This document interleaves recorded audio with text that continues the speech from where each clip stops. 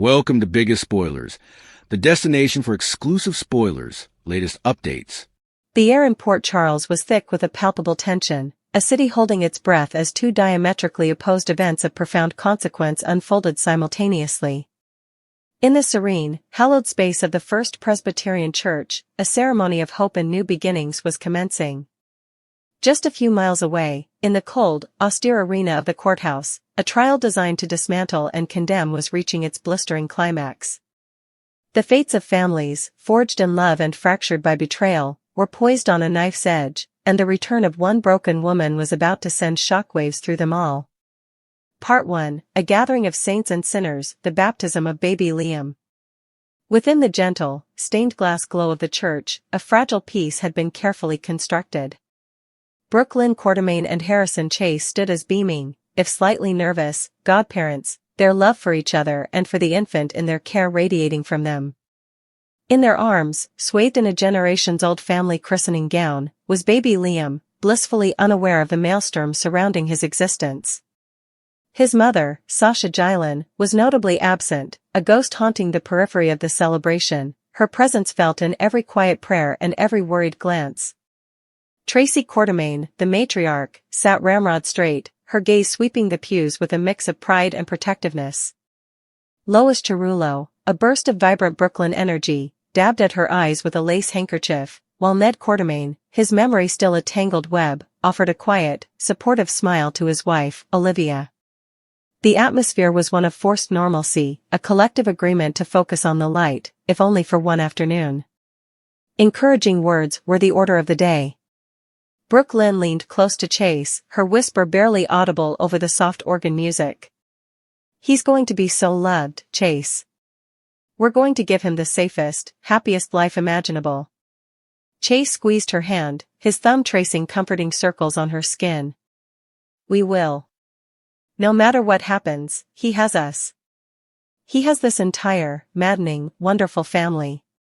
His eyes met his father's, Gregory, who gave a slow, approving nod from his wheelchair, the progression of his ALS unable to dim the pride in his eyes. Lois, ever the emotional compass, turned to Olivia. "Look at him, Liv. He's an angel. After everything, after Sasha, this is the fresh start we all needed."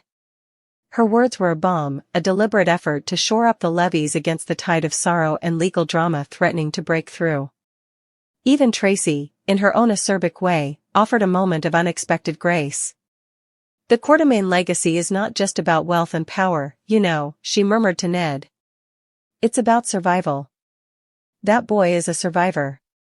Just like his mother."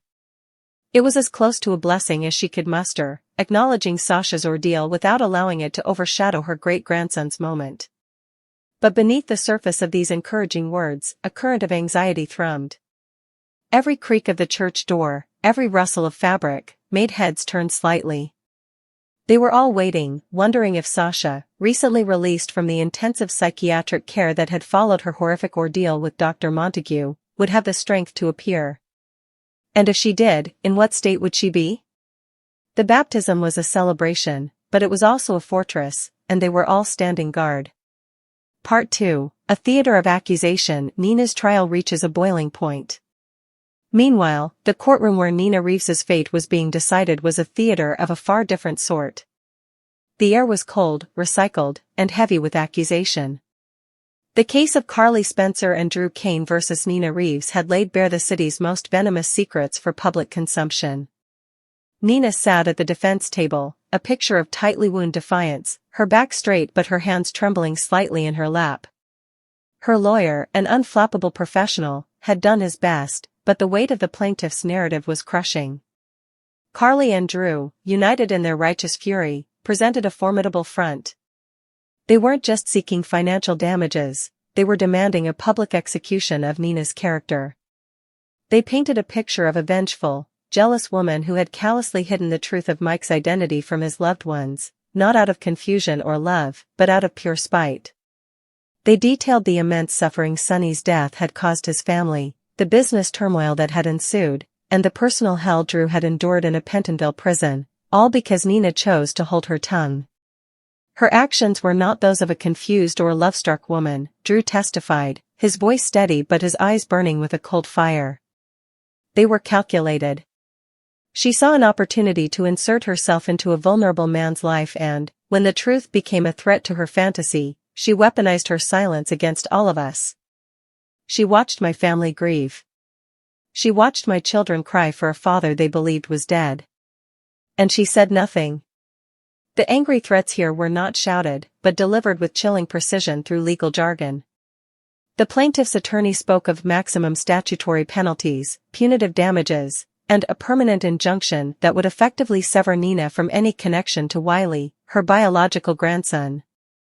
Each term was a scalpel, carefully dissecting Nina's future and her place in the Corinthos family. Nina's own testimony had been a desperate, emotional plea. She spoke of her genuine love for Mike, of her fear that revealing the truth would shatter the fragile happiness they had built in Nixon Falls. It wasn't about hurting Carly, she had cried out, her composure cracking. It was about being terrified of losing the first real peace I'd ever known. Can't you understand that? I was selfish, I was wrong, but I was not malicious. But the judge's impassive face and the jury's skeptical glances suggested they did not, in fact, understand. The narrative of Nina as a scorned woman seeking revenge was a simpler, more compelling story. As the trial neared its end, the walls were closing in. The angry threats of financial ruin and social exile were on the verge of becoming a devastating reality. Part 3, The Ghost at the Feast, Sasha's Return. It was at this precise moment, as the priest in the church began to anoint baby Liam's head with holy water and as the plaintiff's attorney in the courtroom began his final, damning summation, that the church door opened. A collective, almost synchronized intake of breath filled the nave. Framed in the doorway, backlit by the harsh afternoon sun, stood Sasha Gillen. She was thinner, her once vibrant eyes shadowed by the trauma she had endured.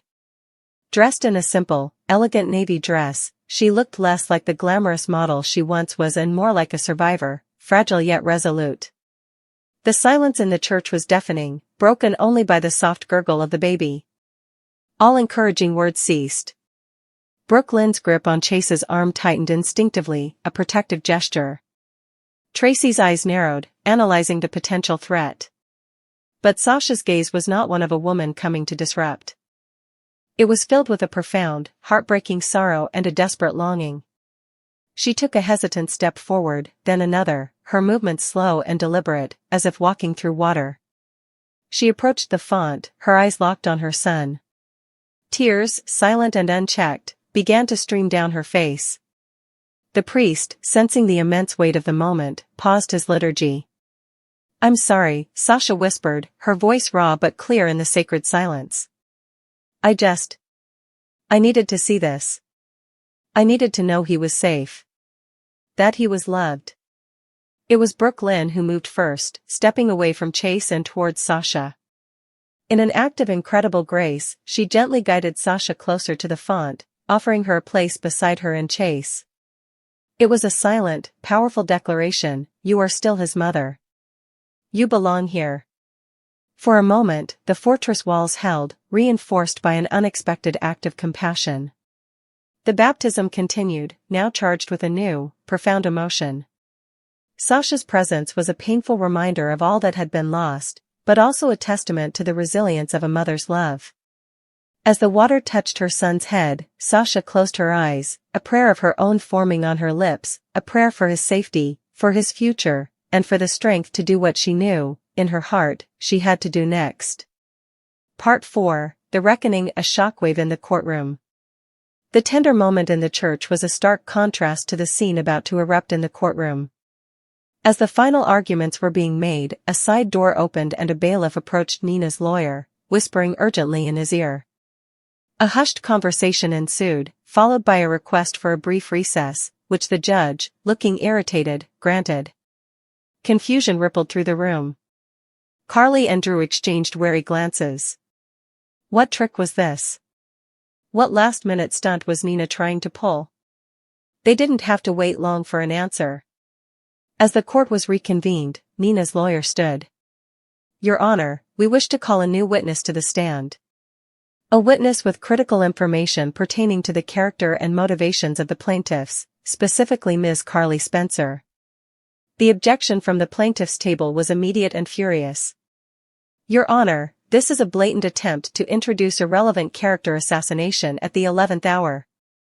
The discovery period is long closed. But Nina's lawyer was prepared. This information goes directly to the heart of the matter, the clean hands of the plaintiffs and the context of the alleged damages. It speaks to a pattern of behavior that the jury must be allowed to consider. After a tense, sidebar conference, the judge, with clear reluctance, allowed it. Make it quick, counselor. And relevant. The doors at the back of the courtroom swung open. And Sasha Gillen walked in. Gasps echoed through the room. This was not the fragile ghost from the baptism, this was a woman propelled by a grim purpose. Her eyes were dry now, her jaw set. She walked past a stunned Carly and a confused Drew without a glance, her focus entirely on the witness stand. As she was sworn in, the air grew so thick it was difficult to breathe. Nina watched, her own face a mask of confusion and dawning hope. Why was Sasha here? What could she possibly say that would help her? Sasha's testimony began quietly, her voice gaining strength with each word. She spoke of her grief, her isolation after losing Liam, and her descent into a deep, clinical depression. She spoke of being manipulated and gaslit by the nefarious Dr. Montague. And then, she turned her gaze to Carly. And during that time, Sasha said, her voice cleaving the silence like a blade, when I was at my most vulnerable, when I was being systematically broken down, I reached out. I called Carly Spencer, the woman who had once been like a mother to me. I told her I was drowning. I told her I needed help, that I was afraid of what was happening to me. She paused, letting the weight of her words settle over the rapt courtroom. And what was her response? Sasha continued, her eyes now locking with Carly's from across the room. She told me I was being dramatic. That I needed to pull myself together for the sake of my son. She was too busy, too consumed with her own life, her own problems, to see that I was genuinely in crisis. She abandoned me to a monster. The courtroom erupted. The gavel banged down repeatedly. Carly was on her feet. That is a lie. It's taken out of context. But Sasha was not finished. This was the shocking secret, the truth she had buried out of shame and a misplaced sense of loyalty. This is the woman who sits before you now, demanding perfect morality from others? This is the woman who claims Nina's silence was an unforgivable sin? Carly Spencer's willful neglect nearly cost me my life and my son. Her anger at Nina for keeping a secret is the height of hypocrisy, because when faced with a true, life-or-death crisis, her own response was to look the other way. The angry threats in the room had now completely shifted. The legal threats against Nina were suddenly dwarfed by the moral threat now leveled at Carly. Sasha's testimony was a nuclear bomb, detonated directly under the foundation of Carly and Drew's case. It wasn't a justification of Nina's actions, but a brutal exposure of Carly's own profound failure. It asked the jury a simple, devastating question: who, here, is truly without sin? Part 5, The Aftermath, Fractured Foundations and Uncertain Futures. The fallout was instantaneous and catastrophic. In the courtroom, the trial was thrown into chaos. The judge called for an immediate adjournment. Nina was left reeling, a strange, tumultuous mix of vindication and horror. She had been saved, not by her own virtue, but by another's vice. Her lawyer was already speaking of motions for mistrial, of the tainting of the plaintiff's case beyond repair. Carly looked as if she had been physically struck. The color had drained from her face, and the defiant confidence she had worn like armor was shattered. Sasha's words had found their mark with unerring accuracy, resurrecting a ghost from her past that she had tried desperately to ignore. Drew stood beside her, his own righteous anger now complicated by doubt and confusion. Outside the courthouse, the news traveled to the church at the speed of a text message. The serene post-baptism gathering at the Quartermain mansion was instantly transformed. Phones buzzed, voices hushed, and the encouraging words of an hour before were now replaced with stunned whispers. Sasha did what? Brooklyn breathed, her hand flying to her mouth.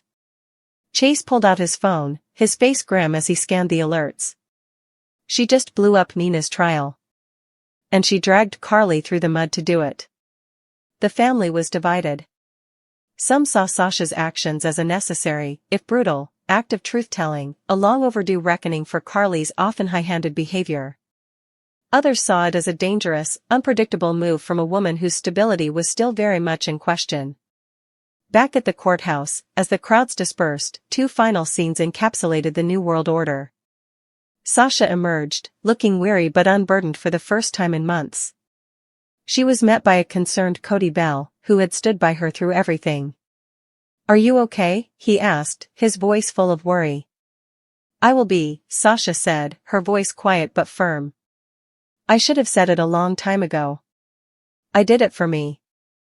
And in a strange way, I think I did it for Nina, too. No one deserves to be destroyed by Carly Spencer's selective morality." Across the street, Nina approached tentatively. The two women, whose lives had been intertwined through Sunny, through loss, and through shared suffering, stood facing each other. "Why?" Nina asked, her voice trembling. "After everything, why would you do that for me?" Sasha met her gaze evenly. "I didn't do it for you, Nina. I did it for the truth.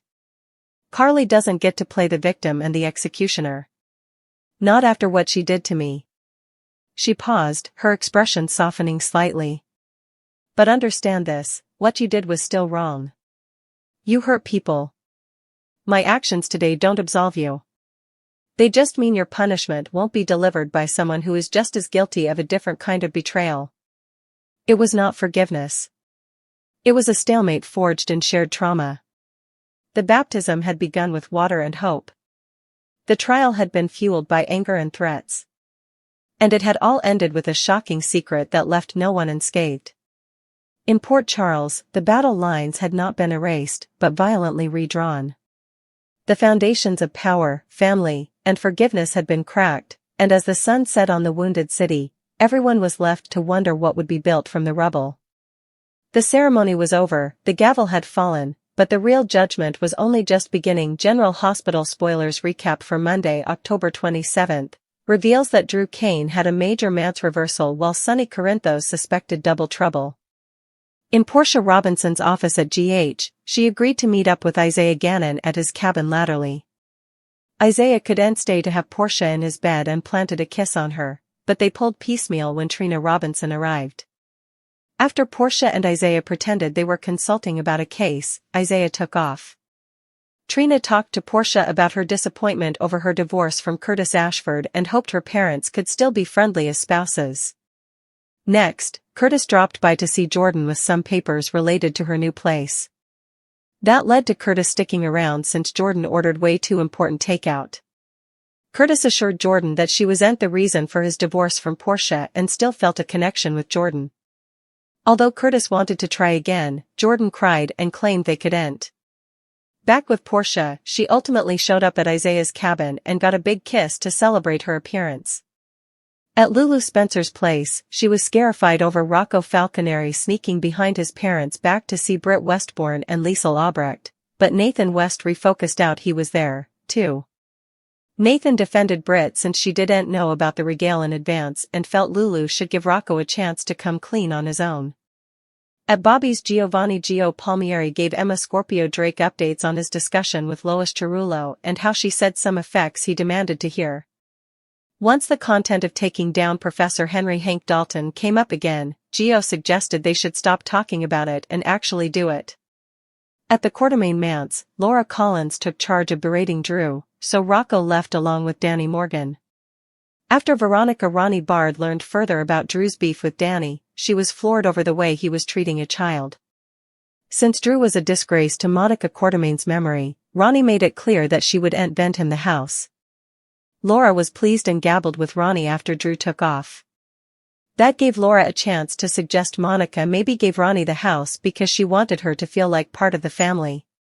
Laura hoped that Ronnie would stay in city and claimed she could be just what the Quartermaine clan demanded. Drew pouted his way to the Metro Court and gave Martin Gray the rearmost news on Ronnie refusing to vend the manse to him.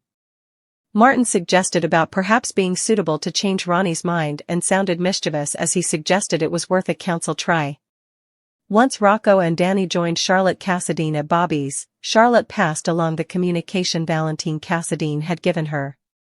Rocco got a warning not to trust Britt, but he still planned to sneak around and see her. Soon later, Gio and Emma went over to Charlotte, Rocco, and Danny's table. After Emma and Gio signed the teens to help stop Dalton's beast testing, they got on board with creating a distraction. Back at the Metro Court, Sonny had a tense hassle with Marco Rios before Marco joined Jen Sidwell at a table. Marco still wanted to make Sonny pay for what happened to Natalia Ramirez, so Sidwell offered consolation that vengeance was indeed coming soon. There was also a discussion that Martin was involved in about Sidwell's frustration and continued desire to score Sonny's peers. Hard, Christina Corinthos Davis filled Sonny in on Alexis Davis defending Willow Tate, which meant she was planning to point the cutlet at Michael Corinthos. Subsequently, Sidwell approached Sonny claiming he wanted to clear the air, so there was some tense talk about the fire at Charlie's Cantina, which Sidwell still denied being before. Latterly, Christina intimately defended Marco to Sonny as someone who wanted peace. Sonny couldn't shake his enterprises about Sidwell conniving and Marco being more involved than he wanted anyone to believe. Back with Sidwell. He spoke to Marco about the final phase of Caesar Faison's design. Sidwell was fed up with Dalton's lack of progress and wanted Britt to replace him, so he just had to move his mate. General Hospital spoilers say Sidwell will stir up plenty further problems in the coming occurrences, so stay tuned.